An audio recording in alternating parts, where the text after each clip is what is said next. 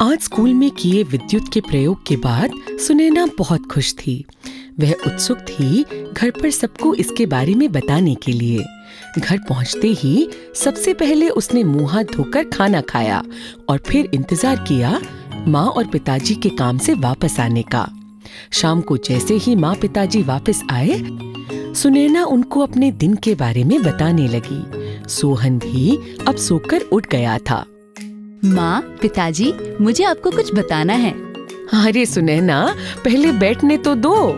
सुनैना और सोहन ने माँ और पिताजी के हाथ से उनका सामान लेकर रखा और उन्हें पानी दिया। हाँ सुनैना, अब बताओ क्यों इतनी उत्साहित हो? पिताजी, आज स्कूल में हमने बैटरी और तार की मदद से एक बल्ब को दीप्त किया। अरे वाह, तुम्हें तो बहुत मजा आया होगा। ये आपने कैसे किया सुनैना दीदी? बैटरी और तार की मदद से एक विद्युत परिपथ बनाकर। विद्युत परिपथ क्या होता है? सोहन, किसी भी विद्युत यंत्र को चलाने के लिए एक विद्युत परिपथ चाहिए होता है जिसमें विद्युत धारा बहती है। इससे ही बल्ब जैसी चीजें दीप्त होती है। मुझे भी बनाना है विद्युत परिपथ। नहीं सोहन, वो तो स्कूल में सीमा दीदी ने बनवाया था। इसे बनाने के लिए जो सामान चाहिए होता है वह घर पर है ही नहीं। मैं पुराने सामान के डिब्बे में देखती हूँ, जरूर कुछ ना कुछ मिल जाएगा। सुनैना और सोहन खुश हो गए। माँ एक पुराना डब्बा लेकर आई। पिताजी और माँ ने उसमें से कुछ पुराने तार और एक बल्ब निकाला। सुनैना ने घड़ी में से सेल निकाला।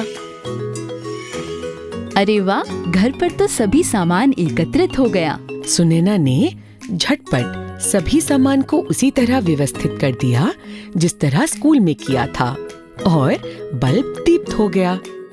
अरे वाह दीदी! पता है, हमारे घर में जितनी भी विद्युत से चलने वाली चीजें हैं वह इसी सिद्धांत पर चलती हैं। दीदी, अब इस बल्ब को कैसे बंद करेंगे? सेल के किसी भी एक टर्मिनल से तार को निकालकर। पर जब हम घर में किसी बल्ब को बंद करते हैं तब तार तो नहीं निकालना पड़ता।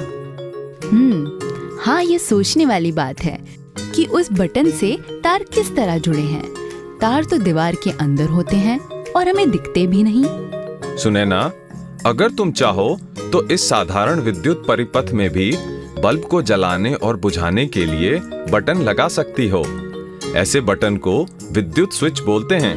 वो कैसे पिताजी? अभी करके देख लेते हैं। पिताजी ने परिपथ में एक जगह से तार को काटा। ऐसा करते ही बल्ब बंद हो गया क्योंकि विद्युत प्रवाह रुक गया। सुनैना, क्या तुम तार के इन दो सिरों से प्लास्टिक हटा सकती हो? सुनैना ने झट से प्लास्टिक की परत हटा दी। पुराने डिब्बे में से पिताजी ने एक चाबी निकाली और तार के एक सिरे को उस चाबी से जोड़ दिया। सुनैना, अब चाबी का दूसरा हिस्सा तार से जोड़ो। जैसे ही सुनैना ने चाबी का दूसरा सिरा तार से जोड़ा, बल्ब दीप्त हो गया। अरे वाह, ये तो बहुत सरल था। पिताजी, आपने चाबी को ही क्यों स्विच बनाया? इस डिब्बे में तो बहुत सारा सामान है। एक काम करते हैं, हम इस विद्युत परिपथ में अलग अलग चीजें जोड़ते हैं और देखते हैं कि बल्ब दीप्त होता है या नहीं। माँ ने कुछ सामान जैसे रबड़, लोहे की कील, चौक, कपड़े का टुकड़ा, कांच का टुकड़ा आदि डिब्बे से निकाला। सुनैना और मैं इन सब चीजों की सूची बना लेते हैं और देखते हैं किस चीज के प्रयोग से बल्ब जलता है। सुनैना ने एक कागज पर सूची बनाई।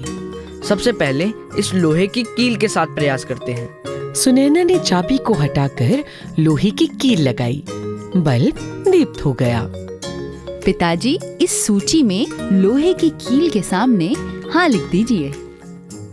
अब रबड़ के साथ कोशिश करते हैं। रबड़ के साथ तारों को जोड़ने पर बल्ब दीप्त नहीं हुआ। इसी तरह कपड़े के टुकड़े से भी नहीं हुआ, पर चांदी की चम्मच से बल्ब दीप्त हो गया। कील से बल्ब जल जाता है। रबड़ लगाने पर बल्ब नहीं जलता। कपड़े का टुकड़ा लगाने पर बल्ब नहीं जलता। चांदी लगाने पर बल्ब जल जाता है। ऐसा क्यों है कि कुछ चीजों से बल्ब दीप्त हुआ और कुछ से नहीं? ऐसा इसलिए क्योंकि इनमें से कुछ चीजें विद्युत चालक हैं और कुछ विद्युत रोधक। यह क्या होता है?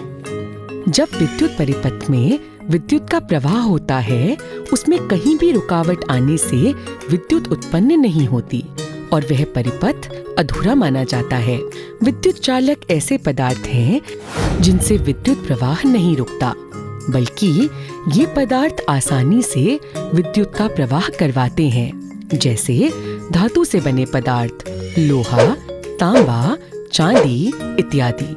इसलिए बिजली के तारों को धातु से बनाया जाता है ताकि विद्युत उनमें प्रवाह कर सके।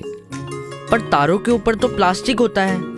हाँ, धातु से बने तारों पर विद्युत रोधक पदार्थ चढ़ाए जाते हैं, ऐसे पदार्थ जो विद्युत प्रवाह को रोकते हैं। तारों के ऊपर प्लास्टिक इसलिए जरूरी है ताकि यदि कोई उन्हें छुए तो विद्युत से झटका ना लगे। हाँ बच्चों, विद्युत से बहुत संभल कर रहना चाहिए।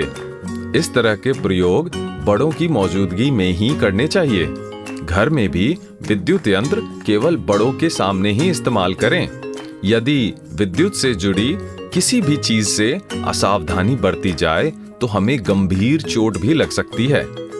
जी पिताजी, हम इन बातों का ध्यान रखेंगे। भाई, मुझे तो बच्चों के साथ यह प्रयोग करके बहुत मजा आया। मुझे भी। हमें भी।